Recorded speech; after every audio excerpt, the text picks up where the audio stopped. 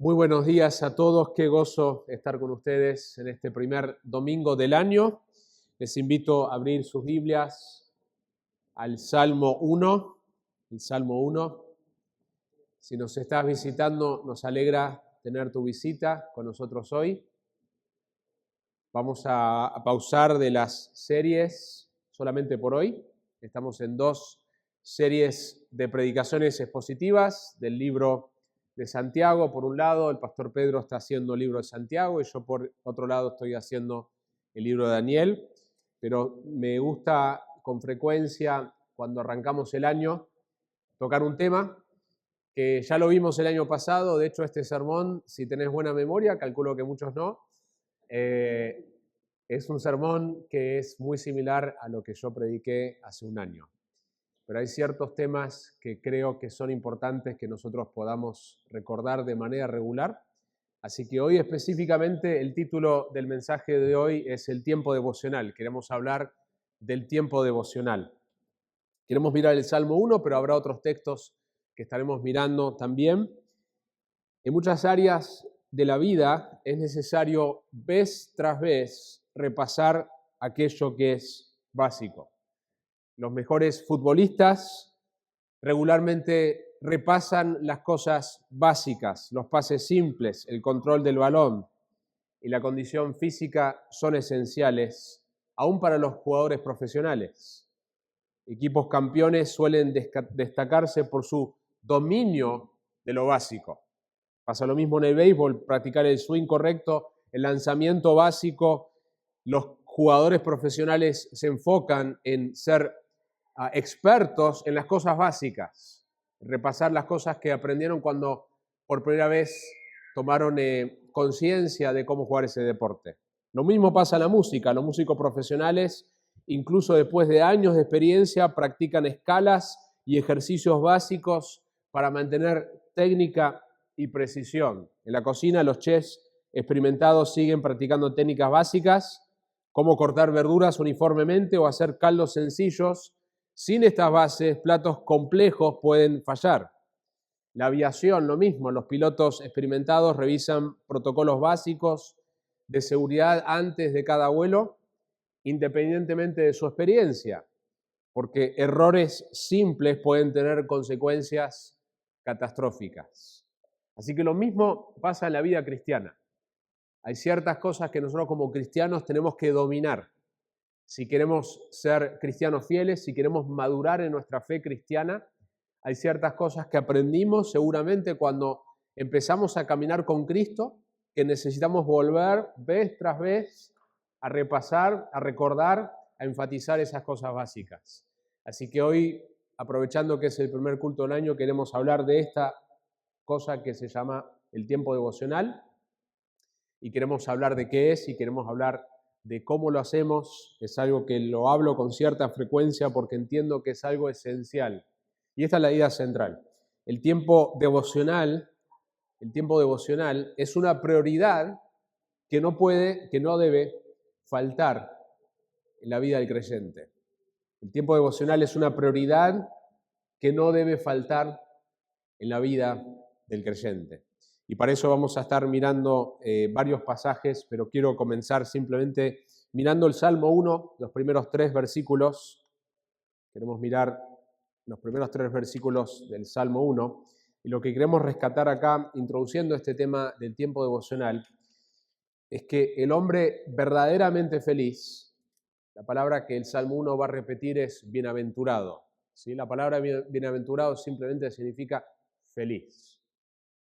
El hombre verdaderamente feliz y exitoso, todo ser humano anhela la felicidad y el éxito, y el Salmo 1 nos enseña que el hombre verdaderamente feliz y verdaderamente exitoso, según la palabra de Dios, en esta porción de las Escrituras, no es muchas cosas que la cultura y que nosotros mismos solemos creer que son necesarias para la felicidad y para el éxito. Según este Salmo, lo que nos va a hacer verdaderamente feliz y verdaderamente exitoso, que es lo que solemos hablar en el Año Nuevo, feliz Año Nuevo, es aquel cuya vida se caracteriza por una meditación regular en la palabra de Dios. Así que yo espero que eso pueda ser una verdad de la cual te convences más y más y más. Porque si no estás convencido de eso, no vas a priorizar eso. Pero lo que el Salmo 1, especialmente los primeros 3 versículos, me hablan es que el hombre verdaderamente feliz, la mujer verdaderamente feliz y exitosa, es aquella cuya vida se caracteriza por una meditación regular en la palabra de Dios. Fin de discusión, no hay discusión, pruébenlo, es así. Hay una relación directa entre tu intimidad con el Señor y tu felicidad. Hay una relación directa entre tu intimidad con el Señor y tu felicidad. La santidad, nosotros vamos a caminar en más santidad si estamos caminando en intimidad con Dios. Y el gozo son inseparables. No existen personas cuyas vidas no son santas y que al mismo tiempo tienen verdadero gozo. Y lo opuesto es verdad también. No existen personas que realmente están caminando en santidad que no tienen gozo. La santidad y el gozo son inseparables. Y es muy interesante que el libro de Salmos arranca con este salmo ya. Es un salmo que lo hemos visto en distintas ocasiones y termina con el Salmo 150, aleluya, alabando a Dios. La palabra de Dios es la base para que nosotros conozcamos al Dios a quien nosotros adoramos. Pero miren entonces estos primeros 3 versículos, versículo 1, cuán bienaventurado es el hombre, y va a comenzar con algo negativo, va a decir 3 descripciones negativas, que no anda en el consejo de los impíos, ni se detiene en el camino de los pecadores, ni se sienta en la silla de los escarnecedores. Noten ese progreso en los verbos. Andar, detenerse y sentarse. Es interesante también las palabras que usa, dice el consejo de los impíos. Después dice el camino de los pecadores y termina diciendo la silla, la idea de pertenencia, ya pertenece a ese grupo de personas que se oponen a Dios, se oponen a la palabra de Dios. Hay un progreso, mis hermanos, en el pecado en nuestra vida si nosotros no tratamos en serio el pecado por medio de los medios de gracia que Dios nos ha dado. El pecado siempre crece. No existe, lo he dicho muchas veces, no existe en la vida cristiana el estado neutral, donde la persona dice, bueno, no estoy creciendo tanto como debería, pero bueno, tampoco estoy tan mal. No, si no estás creciendo, estás yendo para atrás. ¿Se acuerdan de Lot? Génesis 13:12 dice que Abraham se estableció en la tierra de Canaán, en tanto que Lot se estableció en las ciudades del valle y fue poniendo sus tiendas, y el texto dice que fue poniendo sus tiendas hasta Sodoma. Porque Génesis 13:12 me dice que estaba casi dentro de la ciudad impía de Sodoma. Dice hasta Sodoma. Pero cuando leemos Génesis 14:12, dice, tomaron también a Lot, hubo una invasión, una guerra, sobrino de Abraham, con todas sus posesiones, pues él habitaba en Sodoma. ¿Qué pasó, Lot? Pensé que estaba cerca y estabas tratando de estar lo suficientemente cerca sin estar dentro de Sodoma. Muchas veces nosotros somos así con el pecado, nos acercamos lo más cerca posible tratando de decir, bueno, no voy a pecar, pero voy a hacer esto, y terminamos haciendo lo que hace Lot. Y Génesis 19:1, llegaron pues los 2 ángeles a Sodoma al caer la tarde, cuando Lot estaba sentado a la puerta de Sodoma. Los que estaban sentados en la puerta eran ya de la ciudad, eran personas reconocidas como parte del consejo. Él ya es parte de esta ciudad. Al verlos, Lot se levantó para recibirlos y se postró rostro en la tierra. Entonces, es un ejemplo de lo que vemos en el Salmo 1, que el Salmo 1 dice que la persona bienaventurada es la persona que no deja que ese progreso sea real en su vida, el progreso del pecado. Y el contraste es el versículo 2, Salmo 1, versículo 2, esto es lo que sí hace. Lo que no hace es permitir que estas cosas crezcan en su vida. Lo que sí hace, versículo 2, sino que en la ley del Señor está su deleite, y en su ley medita de día y de noche. Esta persona que es bienaventurada encuentra su deleite en la palabra de Dios, y como resultado medita en la palabra de Dios. Noten que es una consecuencia. La meditación de la palabra de Dios es una consecuencia de que se deleita. Nosotros meditamos en aquello en que nos deleitamos. Y de hecho el deleite a veces no nos viene natural. Nosotros debemos ir en pos de... El pastor y autor John Piper escribió un libro que se llama Peleando por el gozo. Hay una lucha por el gozo y hay una lucha por el deleite. Nosotros podemos muchas veces acercarnos a las Escrituras sin deleite, pero eso puede cambiar. Por algo tenemos pasajes como el de Primera de Pedro que nos dice, como mandato nos dice, desead como niños recién nacidos la leche pura de la palabra para que por ella podáis crecer para salvación. Hay un mandato de desear, es decir, en un momento dado podemos no estar deseando la palabra de Dios y el mandato es desea. Así que nosotros podemos cultivar el gozo, podemos cultivar el deseo por medio de estar expuesto a la disciplina regular de la lectura y la meditación de la palabra de Dios. Alguien dijo, el pecado te alejará de la Biblia o la Biblia te alejará del pecado. Y nosotros necesitamos tener este compromiso regular de meditar las Escrituras que comienza con un compromiso de la lectura de las Escrituras. Y la lectura y la meditación, como vamos a hablar en un rato más adelante, van de la mano. El puritano Thomas Watson dijo, el motivo por el cual salimos tan fríos después de leer la palabra es porque no nos calentamos en el fuego de la meditación. Nosotros podemos tener una disciplina regular de leer y ya cumplir con eso, pero si nosotros no estamos comprometidos a meditar en aquello en que estamos leyendo, podemos salir fríos, como dice el puritano Thomas Watson. Lo leo una vez más. El motivo por el que salimos tan fríos después de leer la palabra es porque no nos calentamos en el fuego de la meditación. Noten el versículo 3, como sigue el Salmo 1, dice, será como árbol firmemente plantado junto a corrientes de agua que da su fruto a su tiempo y su hoja no se marchita, en todo lo que hace prospera. Las personas que tienen estabilidad tienen este elemento. La comparación que hace es un árbol que está plantado firmemente, que tiene acceso continuo, entonces puede ser que no hay lluvia, pero ese árbol tiene acceso a agua porque está cerca de las corrientes de agua. Y como resultado da fruto, como resultado su hoja no se marchita y como resultado hay prosperidad. Hay fruto, su vida produce fruto. La vida de la persona que medita regularmente en la palabra de Dios da fruto. La idea del fruto en la Biblia, en cuanto a la vida de una persona, tiene que ver con su carácter. El Nuevo Testamento nos habla del fruto del Espíritu Santo. Cuando nosotros estamos controlados por el Espíritu Santo, se va a ver su fruto. Y va a dar una lista de 9 cosas que son evidencias del fruto del Espíritu Santo. Pero la Biblia también nos habla, Jesucristo dice que ustedes no me escogieron a mí, yo los escogí a ustedes para que den mucho fruto. Y ese fruto tiene que ver con nuestro carácter, pero también tiene que ver con la influencia que nosotros tenemos en la vida de otras personas. De que nosotros terminamos siendo padres y madres espirituales. Y las dos cosas están conectadas. No podemos separar nuestro carácter de nuestra influencia en la vida de otros. Y el punto es que el Salmo está diciendo que la persona que medita en la palabra de Dios dará ese tipo de fruto.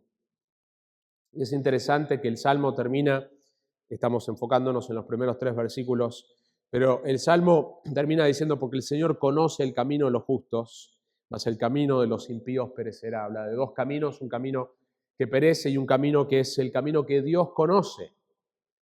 Y hay una diferencia entre que tú conozcas a alguien y que alguien te conoce a ti.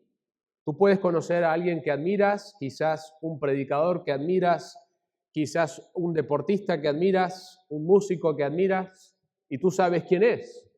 Pero eso es muy distinto que esa persona en una multitud te llame por nombre y sabe quién tú eres. Y ese es el énfasis que termina acá el Salmo 1 diciendo que Dios te conoce a ti. Dios tiene una relación especial contigo, porque tú caminas con Él y meditas en su palabra. Eso nos lleva a hacernos la pregunta entonces, el tema que queremos cubrir hoy, como base, hablando de lo que el Salmo 1 nos dice, la meditación de la palabra, pero queremos entonces hablar de qué es Cuando usamos la frase tiempo devocional, ¿qué es un tiempo devocional? Así que esta es una definición, yo la di el año pasado y la vuelvo a dar hoy porque creo que es importante que se repitan ciertos temas en la iglesia que necesitamos recordar.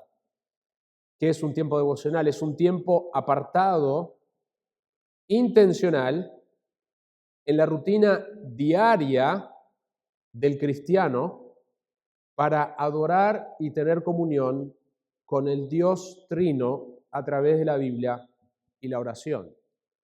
Es un tiempo apartado, intencional, la rutina diaria del cristiano para adorar y tener comunión con el Dios Trino a través de la Biblia y la oración. Y siempre tienen que estar esos dos elementos. No hay un tiempo devocional, no hay un encuentro con el Dios de la Biblia si no están ambos elementos presentes. No es suficiente que yo pase un tiempo orando sin las Escrituras, porque yo, si hago eso regularmente, voy a estar orando a un Dios que no es el Dios de la Biblia, porque yo no estoy conociendo el Dios de la Biblia. Y no es suficiente que yo lea la Biblia como un ejercicio intelectual, yo debo responder al Dios vivo que se ha revelado en las Escrituras. El autor Tim Keller, en su libro de oración, dice: lo que eres de rodillas en oración, eso eres y nada más. Todo lo demás es para aparentar. Gran parte de tu vida cristiana es visible para otras personas, pero tu vida de oración es prácticamente invisible para todos. Es difícil salirse con la suya cometiendo adulterio a largo plazo, pero puedes pasar casi indefinidamente sin orar y nadie lo sabrá. Tremendo, ¿no? Así que la tercera cosa que queremos mencionar, hablar, es hacernos la pregunta: ¿por qué es tan importante el tiempo devocional? ¿Por qué es tan importante? ¿Por qué lo enfatizamos en la vida cristiana? Algunos textos bíblicos que están relacionados con este concepto del tiempo devocional. Uno de los pasajes es Josué 1:8, donde se le dice, este es el mandato que se le da a Josué, es el mandato que se nos da a nosotros también: este libro de la ley no se apartará de tu boca, sino que meditarás en él día y noche. Noten la frecuencia. Para que cuides de hacer todo lo que en él está escrito, porque entonces harás prosperar tu camino y tendrás éxito. Esdras 7:10, tenemos un ejemplo para los pastores y los maestros, pero también para todo cristiano, que dice que Esdras, ya que Esdras había dedicado su corazón a estudiar la ley del Señor, y una dedicación para hacer tres cosas. Número 1, estudiar la ley del Señor. Número 2, y a practicarla. Y número 3, y a enseñar sus estatutos y ordenanzas en Israel. Esdras estaba comprometido a tiempos regulares de estudiar las Escrituras, para obedecerlas y para entonces impartir eso a otros. Segunda Timoteo 3:16 al 17, toda escritura es inspirada por Dios y útil para enseñar, para reprender, para corregir, para instruir en justicia, a fin de que el hombre de Dios sea perfecto. La palabra perfecto no es que dejamos de pecar, la idea es maduro, sea una persona que está progresando en su vida cristiana, equipado para toda buena obra. ¿Cómo estamos equipados para toda buena obra? Por medio de nuestro contacto regular con las Escrituras. Pablo le dice a Timoteo en 1 Timoteo 4:7-8, pero nada tengas que ver con las fábulas profanas propias de viejas, más bien disciplinate a ti mismo para la piedad, porque el ejercicio físico aprovecha poco, pero la piedad es provechosa para todo, pues tiene promesa para la vida presente y también para la futura. Pablo no está diciendo que no hagamos ejercicio físico. De hecho, la idea justamente es que tiene una utilidad el ejercicio físico. Solemos tener metas, gracias. Solemos tener metas cuando comienza el año de dieta y de ejercicio, ¿no es cierto? Y la palabra de Dios no está en contra de eso. Cuando dice que el ejercicio físico aprovecha poco, la idea es esa, es que tiene algo de utilidad. Es algo positivo, no es algo negativo. El poco es el contraste. Si el ejercicio físico y la dieta saludable tiene utilidad, mucho más tiene utilidad la disciplina que nosotros tenemos con nuestros cuerpos físicos, tiene la disciplina con nuestra vida espiritual. Esa es la idea. Y lo dice ¿por qué? Porque tiene promesa para esta vida. Es decir, los beneficios del ejercicio espiritual ya la podemos ver en esta vida. Así como nosotros tenemos, si nosotros estamos comprometidos con un ejercicio regular y una dieta sana, vamos a ver cierto fruto de eso en esta vida, y solo en esta vida. Pero la piedad, del ejercicio que es para la piedad, tiene un fruto en esta vida, pero también para la vida venidera. 1 Pedro 2:2, lo mencioné antes, desead como niños recién nacidos la leche pura de la palabra, para que por ella crezcáis para salvación. Nosotros no podemos crecer, es imposible crecer espiritualmente sin comer regularmente la palabra de Dios. La manera principal que hacemos eso es congregándonos. Los puritanos decían que si tenés la opción de estar bajo la palabra de Dios predicada 1 hora o por tu cuenta estar leyendo las Escrituras 1 hora, que tendrías que elegir estar bajo la palabra predicada, eso es prioridad. Entonces, congregarnos es lo más importante porque estamos expuestos a la palabra predicada. Pero nosotros necesitamos, durante la semana, la idea es que el púlpito es un lugar que nos recuerda, entre otras cosas, de la autoridad y la importancia de la palabra de Dios en nuestras vidas. Por eso cuando los púlpitos de las iglesias tratan a la palabra de Dios con seriedad, los miembros van a ver, wow, la palabra de Dios es seria. Cuando los púlpitos no tratan la palabra de Dios con seriedad, los miembros no van a ver la importancia de la palabra de Dios en su semana. Entonces, uno de los objetivos que nosotros tomemos en serio la palabra de Dios hoy es para que durante la semana nosotros tomemos en serio la dieta regular en nuestro tiempo devocional. Vemos también hombres de Dios en las Escrituras, cómo era una prioridad este tiempo apartado, intencional, de adorar y tener comunión con su Dios. Hoy mismo leímos y oramos el Salmo 27, el versículo 4, dice, una cosa he pedido al Señor, y esa buscaré, que habite yo en la casa del Señor todos los días de mi vida, todos, para contemplar la hermosura del Señor y para meditar en su templo. Y también en el mismo capítulo 27:8, cuando dijiste, David le está hablando a Dios, respondiendo a lo que Dios, recordando lo que Dios le dijo a él, buscad mi rostro, mi corazón te respondió, tu rostro, Señor, buscaré. Vemos esto en la vida de Daniel, Daniel 6:10, cuando Daniel supo que había sido firmado el documento, ese documento que lo iba a condenar por orar, personas en el gobierno político que él ejercía una función que tenían envidia de él, trataron de encontrar una manera de matarlo por medio de esta ley, de que no podía invocar a otro Dios, que no fuera Ciro. Entró en su casa, en su aposento superior tenía ventanas abiertas en dirección a Jerusalén, y escuchen lo que dice, y como lo solía hacer antes, continuó, nada cambió en la vida de Daniel, continuó arrodillándose 3 veces al día, orando y dando gracias delante de su Dios. Daniel tenía 3 momentos en el día donde él paraba y pasaba su tiempo meditando y orando con su Dios.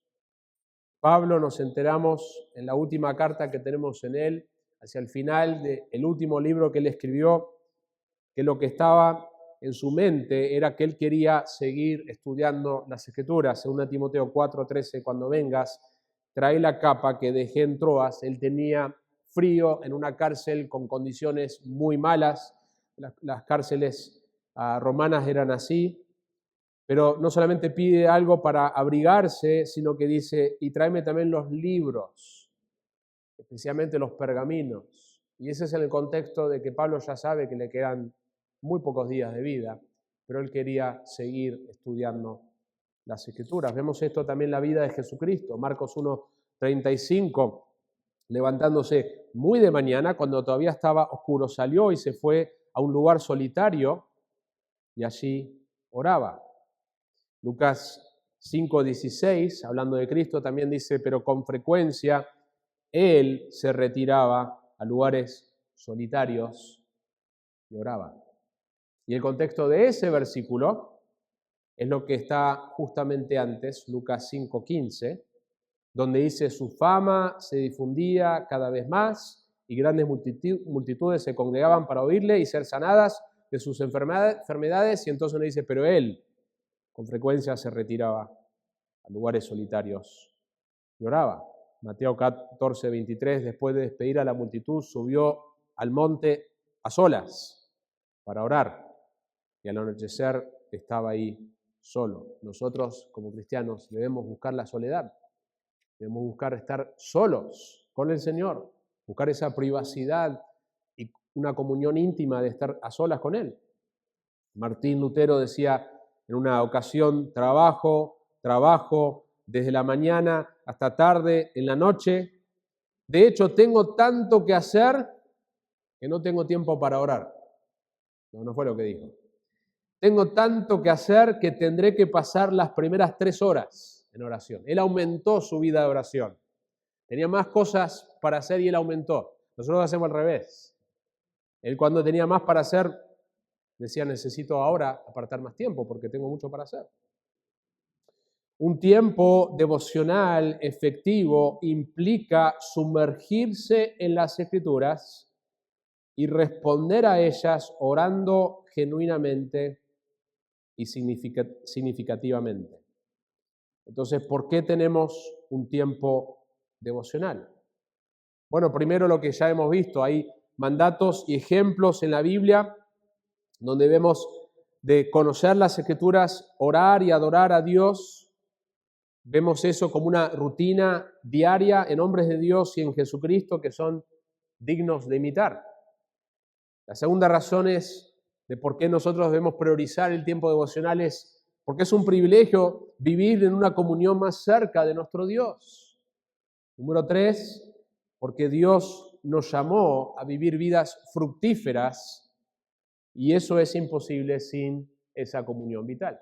Tú fuiste llamado a dar frutos. Si tú eres un hijo de Dios, si tú eres un cristiano, tu vida fue diseñada por Dios para que des fruto en la vida de otros. Tú no puedes dar fruto en la vida de otros si tú no tienes una comunión vital con tu Dios. Número 4, ¿por qué es tan importante que nosotros prioricemos el tiempo devocional? Porque somos propensos a encontrar nuestra identidad en lo que hacemos y no en quienes somos. Y por eso tenemos, entre otros ejemplos en las Escrituras, tenemos el ejemplo quizás más claro de esto, es el ejemplo de María y de Marta. Lucas 10, 38 y 42. Mientras iban ellos de camino, él entró en cierta aldea y una mujer llamada Marta le recibió en su casa, y ella tenía una hermana que se llamaba María, que sentada a los pies del Señor escuchaba su palabra. Pero Marta se preocupaba con todos los preparativos y acercándose a él, le dijo, Señor, ¿no te importa que mi hermana me deje servir sola? Está molesta con Cristo y está molesta con su hermana. Dile pues que me ayude. Respondiendo el Señor le dijo, Marta, Marta, tú estás preocupada y molesta por tantas cosas, pero una sola cosa es necesaria. Qué buena frase que deberíamos repetirnos de nosotros mismos regularmente. Para evitar la tentación de no tener un tiempo devocional, para evitar la tentación de reducir el tiempo del tiempo devocional, reemplazar la palabra Marta con tu nombre. Greg, tú estás preocupado y molesto por tantas cosas, pero una sola cosa es necesaria. Y María ha escogido la parte buena, la cual no le será quitada. La quinta razón que podemos dar de por qué es tan importante que nosotros prioricemos el tiempo devocional en nuestra vida, es porque nosotros vivimos con 3 enemigos dentro y fuera de nosotros. Nosotros vivimos todos los días con 3 enemigos dentro y fuera de nosotros. Uno vive adentro y los otros 2 están afuera. El que vive adentro es el pecado que todavía mora dentro de nosotros. Y como alguien dijo, el peor consejero no es Satanás, eres tú mismo. Cuando tú escuchas tus propios consejos, ese es el peor consejero, porque estás escuchando tu corazón, a no ser que ese consejo viene de la palabra de Dios, y por eso vemos al salmista que tantas veces le habla a sí mismo, que le habla a su alma, que nosotros debemos predicarnos a nosotros mismos cuando nos encontramos con pensamientos que surgen de nuestro corazón pecaminoso, que son contrarios a la palabra de Dios. Es que nosotros tenemos que decir, no, estás equivocado, Greg, y tenemos que predicarnos a nosotros mismos. El enemigo principal que nosotros tenemos vive dentro nuestro. El pecado todavía mora dentro de nosotros. Y por eso necesitamos todos los días estar en la presencia de la palabra de Dios, en la presencia de Cristo, en oración, porque nosotros tenemos ese enemigo que todavía está dentro nuestro. Y tenemos 2 enemigos fuera de nosotros, el mundo con su corriente y Satanás que busca como un león rugiente, está buscando a quien puede devorar.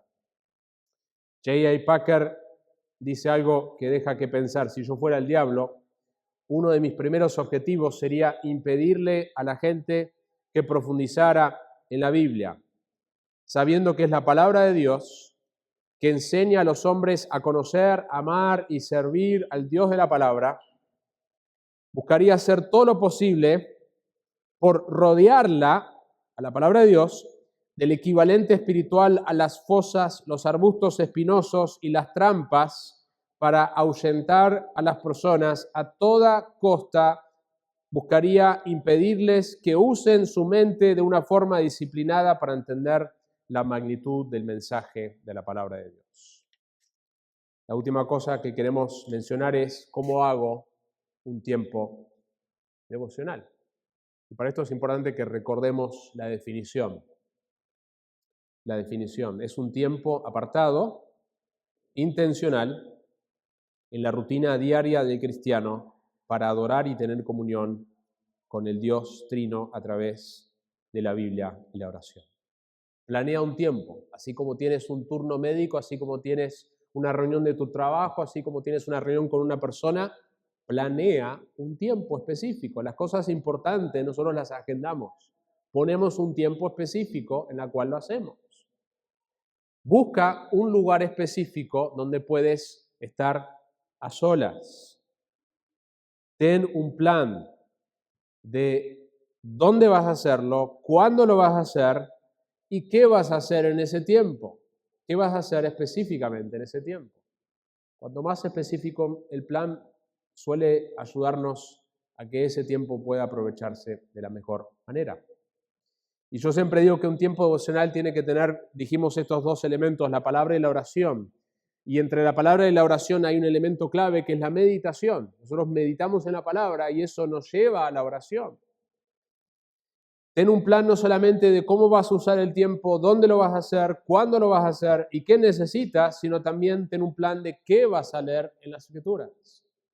Hay planes de lectura, y lo hemos hablado en otros años, para todo el año. Planes de cómo leer la Biblia en un año, planes de cómo leer el Nuevo Testamento en un año. Planes que para otros les funciona más decir, yo voy a planear para este mes. No necesariamente tenés que seguir un plan anual, pero sí debes leer progresivamente todas las Escrituras. Todo cristiano debe leer progresivamente todas las Escrituras. Y sí debes tener un plan de cómo hacerlo. Ya sea que lo planeas un mes a la vez, o un libro a la vez, o un año a la vez, ten un plan. Ten un plan de lectura y ten un plan de oración, de cómo vas a orar. Yo siempre digo, en inglés hay un acróstico que funciona bien, Acts, del libro de Hechos. En la primera palabra A, la primera letra A va con adoración, adoration. Empezamos nuestro tiempo adorando a nuestro Dios una vez que entramos en un tiempo de oración. Yo recomiendo comenzar tu tiempo devocional con una oración breve, tu tiempo de lectura, tu tiempo de meditación. Quizás escribís algo, una frase, algo específico que querés meditar. No vas a recordar todo ese capítulo que leíste, pero podés decidir Voy a enfocar en este versículo, voy a subrayar esto y voy a meditar en estas palabras. Y entonces, a la luz de esa meditación, comienza tu tiempo de oración adorando. Continúa tu tiempo de oración confesando tus pecados. Mis hermanos, nosotros debemos tener un tiempo todos los días en nuestro tiempo de oración donde confesamos nuestros pecados. Nosotros ya fuimos perdonados una vez y para siempre de todos nuestros pecados. La confesión no es porque podemos perder nuestra salvación. La confesión no es porque nuestro Dios celestial, nuestro Padre celestial dejará de ser nuestro Padre. Eso no puede cambiar. Ya hemos sido justificados y declarados justos una vez para siempre si estamos en Cristo. Pero la confesión es para restaurar la comunión.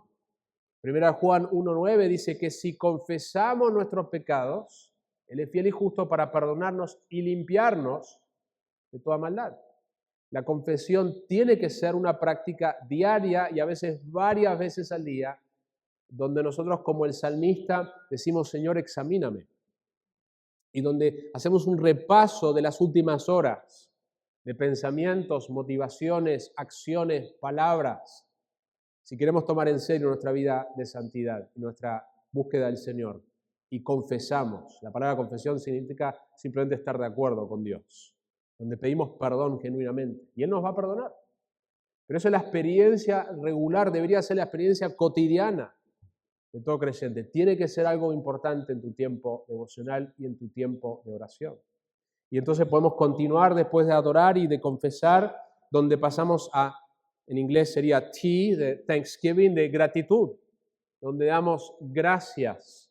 Y podemos pensar en muchas áreas por las cuales dar gracias al Señor, cosas físicas, cosas espirituales, cosas relacionales, cosas familiares. Y terminamos entonces con S, súplica. Nosotros suplicamos por las necesidades de otros primero y terminamos suplicando por nuestras necesidades. Primera de Pedro nos habla de echar sobre Él toda nuestra ansiedad porque Él realmente se interesa en nosotros. Así que ten un plan de lectura y ten un plan de oración. Otra idea práctica es acompaña tu tiempo devocional con un buen libro, donde quizás decides, voy a empezar mi tiempo devocional pasando 3 minutos, 5 minutos leyendo este libro que me anima. A mí me gusta escuchar un devocional del pastor John Piper que se llama Solid Joyce y con eso arranco mi tiempo devocional. Puede ser también algún podcast que sea breve, donde vos empezás tu tiempo devocional. Pero eso no reemplaza tu contacto directo con la lectura y la meditación y el estudio de las Escrituras, pero un buen libro devocional puede ser de mucho ánimo. Otra idea práctica es rinde cuentas con otros, con otro miembro, con otro hermano, con otra hermana. ¿Cómo te está yendo con tu tiempo devocional? Es un tema para hablar también en los grupos pequeños, el mismo domingo en el tiempo de comunión. ¿Cómo estás con tu tiempo devocional? Otra idea práctica es que cuando elijas que lo vas a hacer en X lugar, crea un lindo ambiente para que ese lugar invite a esa situación de lectura y de oración.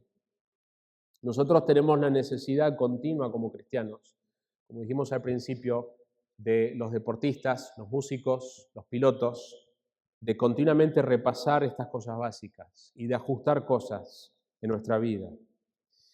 ¿Cómo se aplica esto si tú no eres un cristiano? Yo digo que hay en una iglesia, en un domingo, siempre hay 3 audiencias, siempre, casi seguro, no lo sabemos con certeza.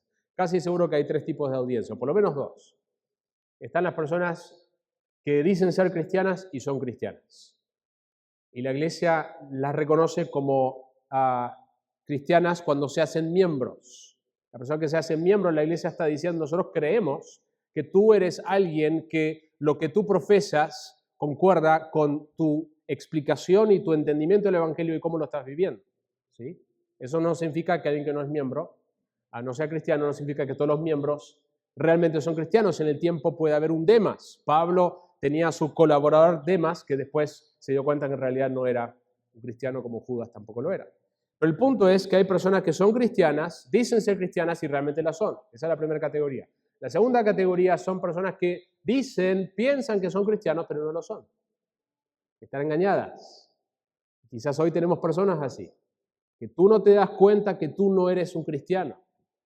piensas que sos cristiano porque quizás hiciste una oración, porque quizás te criaste en un contexto familiar cristiano, en una cultura cristiana, fuiste a la iglesia, lo que sea. Pero no están las evidencias que la Biblia nos da de un nacimiento nuevo. La Biblia nos da evidencias de que yo puedo saber que realmente alguien ha nacido de nuevo. Y una de las evidencias es hambre por la palabra de Dios, deseo de congregarme, deseo de pelear en contra de mi pecado, amor al otro. Hay cosas específicas. No significa que los cristianos lo hacemos perfectamente, no significa que no hay momentos que los cristianos no tenemos deseo de la palabra de Dios, pero que hay un patrón en la vida de que realmente ha nacido nuevo, de amor hacia la palabra de Dios, amor hacia el pueblo de Dios, amor hacia las cosas de Dios y un odio hacia el pecado. Una comprensión clara de qué es el Evangelio. Entonces puede ser que tú estás en esa condición y que la razón que tú no tienes deseo y no tienes constancia es porque tú no eres un cristiano. Pero la mejor solución que te puedo ofrecer es que vos te expongas a la palabra de Dios, justamente, para que a través de la palabra de Dios, Dios te muestre tu pecado y muestre su santidad y tu necesidad de un Salvador y conozcas realmente al Salvador por medio de su palabra. La tercera categoría, y esta es quizás menos frecuente en las iglesias, pero anhelamos que cada domingo haya personas que no son cristianas y dicen que no son cristianas, es que lo mejor que puedes hacer es abrir las Escrituras y escuchar el mensaje de lo que Dios ha hecho a favor tuyo, si crees en Cristo. Lo que Dios ha hecho es mandar a su propio Hijo, que vivió la vida perfecta. Dios se encarnó en la persona de Jesucristo, vivió la vida perfecta que ninguno de nosotros hemos vivido, jamás podremos vivir. Y fue a la cruz, no como un mártir, sino como un sustituto. Él mismo dio su vida para que a través de ese sacrificio Él recibiera la ira, el castigo santo, el enojo santo de Dios el Padre sobre Él, para que nosotros no fuéramos castigados. Y resucitó al tercer día. De tal manera, cuando nosotros venimos a Él realmente en fe, en confianza y en arrepentimiento, reconociendo nuestro pecado y nuestra necesidad de Él, Él nos perdonará todos nuestros pecados. Y es así como ocurre lo que la Biblia llama el nuevo nacimiento. Así que mi ánimo es que hagas eso hoy, que vengas a Cristo en fe y en arrepentimiento. Pero también que te expongas especialmente a los evangelios, donde podemos conocer en más detalle qué es ese mensaje. Así que termino simplemente mencionando algunos ejemplos de cosas que son similares a lo que nos puede pasar a nosotros como cristianos.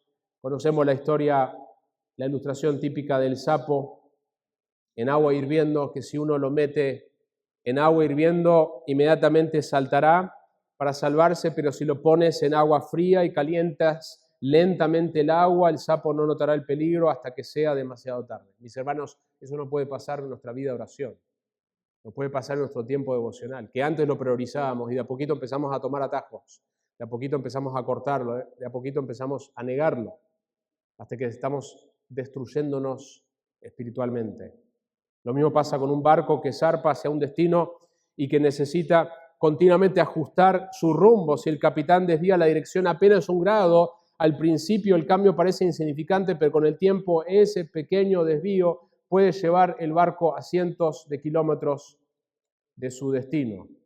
O una grieta en una represa, una pequeña grieta en una represa parece inofensiva al principio, pero si no se repara, el agua continuará filtrándose, eventualmente la represa podría colapsar, causando una inundación devastadora. Nuevamente, el pastor John Piper cuenta en uno de sus devocionales de Soul of Joy, del último día del año, el 31 de diciembre, se llama Death Rehearsal, ensayo de la muerte. Y él dice que los años que comienzan son una oportunidad para ensayar la muerte. Y uno dice, wow, qué feo tener que pensar en eso. Bueno, el cristiano sabio debería pensar regularmente en su muerte. Pensar en la muerte es algo bueno porque todos vamos a terminar ahí. La Biblia dice en Hebreos 9:27 que se ha constituido que el hombre muera una sola vez y después el juicio. Nosotros debemos pensar regularmente en nuestra muerte. Y él habla de que cuando termina el año es una oportunidad de ensayar el día final que nosotros tendremos en esta tierra. ¿En qué sentido? ¿Cuál es el objetivo de un ensayo? Los músicos que nos ayudan a adorar juntos antes de hacerlo el domingo ensayan. ¿Con qué objetivo? Para corregir cosas que hay que corregir, para ajustar cosas, para que el día real donde alabamos las cosas que había que corregir ya se corrigieron, idealmente. Lo mismo sucede con un ensayo que se suele hacer en este país de rehearsal para una boda.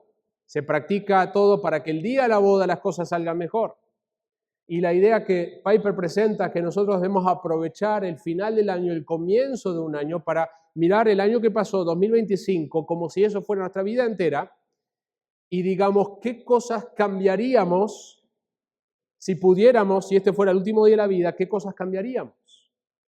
Y la realidad es que la mayoría de nosotros sí vamos a vivir el 2026 y sí podemos cambiar y todavía no es la muerte y podemos hacer ajustes preparándonos para aquel día que sí será nuestro día final y nosotros podemos mirar para atrás y poder decir como Pablo, he peleado la batalla, he corrido, he terminado la carrera, he guardado la fe. Mis hermanos, el tiempo devocional es una de esas áreas que nosotros debemos evaluar y que debemos trabajar porque es sumamente importante en nuestra vida cristiana. El tiempo devocional, dijimos, como idea central, es una prioridad que no puede y que no debe faltar en la vida del creyente. Vamos a orar.